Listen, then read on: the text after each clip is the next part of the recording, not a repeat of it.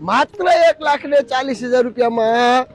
Maruti Suzuki Swift ટુકડો ને એ પણ VXI પેટ્રોલ CNG માત્ર 1,40,000 માં ઊંચા મોડેલમાં પેટ્રોલ CNG ટુકડો માત્ર 1,40,000 માં મિત્રો 2011 નો ટુકડો આવશે માત્ર 2 ઓનર 1,40,000 રૂપિયા